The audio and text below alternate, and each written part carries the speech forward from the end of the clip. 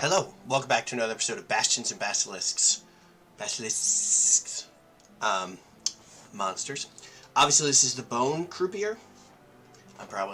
I'm very white, so my pronunciation of things is terrible.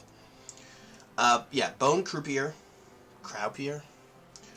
For many, gambling is just fun and games, but for some, it can become a bad habit or even life-consuming addiction.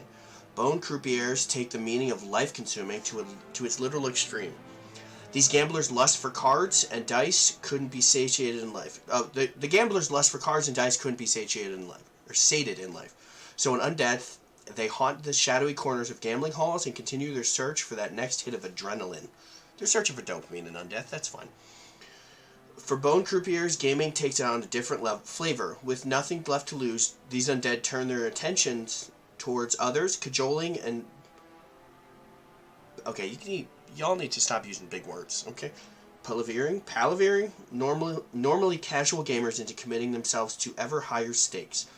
Before they know it, these unsuspecting victims have called in decade-old favors and put liens on their homes in the hope of winning back just a fraction of the pot. By then, the Bone Croupier had already claimed their prize. To this undead chiseler, any earnings are incidental, and the real prize is encouraging others to lose their own. Bone croupiers often enshroud themselves in a thick layer of cigar smoke or voluminous robes to mask their undead nature, but they almost always wear wicked grins at the table. This smile is no ruse or part of their poker face, however. The truth is that bone croupiers truly delight in games, regardless of whether they win or lose, and despite their incredible skills of deception and trickery, most simply can't disguise their unbridled mirth. They just like playing games. I mean, same though. A deal you can't refuse. So this is the side thing. A deal you can't refuse. Bone croupiers pride themselves in using good old-fashioned guile and persuasion to drive others to destitution and doom, as magical compulsion is the laziest form of influence. This corrupt form of honor doesn't extend toward using magic to cheat or swindle in games of chance. They'll gladly use their powers to change the outcomes of their dread bargains. Alright, Bone Croupier, Creature 5, Uncommon, Neutral Evil, Medium, Undead. Perception, plus 11, Dark Vision. Languages, Common, Necro. Skills, Acrobatics plus 14, Deception plus 14, Diplomacy plus 14, Games Lore plus 12, Stealth plus 14, Thievery plus 14.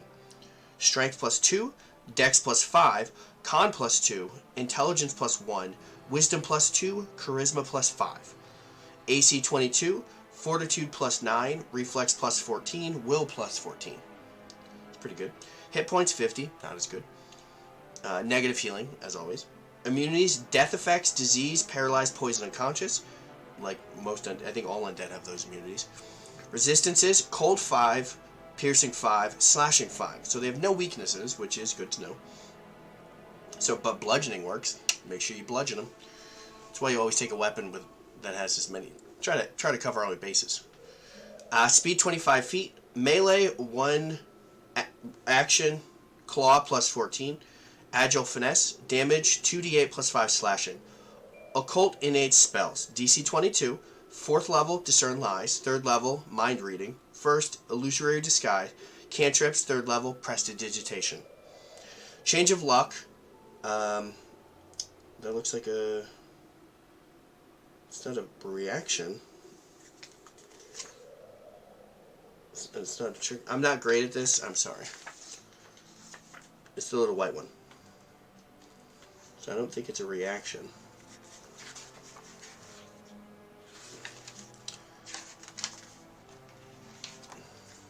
Oh, I know what I can do.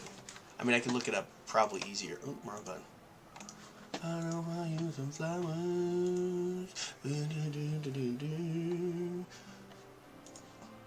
think it's on the character sheet. It is. Haha. Free action. Whew, nailed it. Cool. Okay, so Change of Luck. As a free action, Divination Occult. Frequency once per day. That's a pretty good limit. Trigger, a creature within 30 feet of the Bone Croupier attempts to check but hasn't rolled the check yet. Effect, the Bone Croupier pulls on the threads of luck that bind all things. The target rolls twice, and then the Bone Croupier decides which result applies. If the Bone Croupier chooses the lower roll, this is a misfortune effect. If the Bone Croupier chooses the higher roll, it's a fortune effect. If they're the same, the Croupier decides which trait to apply. If this ability is expended, the Bone Croupier rolls 2d6 at the start of each of their turns, recharging the ability if the sum is 7 or 11. I like that. I like being able to recharge it on 7 or 11. That, thematically, it fits. Roll the Bones. 2 actions, Necromancy Occult. The Bone Croupier designates an adjacent living creature to roll the bones. The chosen creature finds a pair of dice in its hand and is compelled by fate to roll them. It can and must roll the dice, even if the hands are full or it is unable to act. The creature rolls 2d6, adding them together to determine the effect.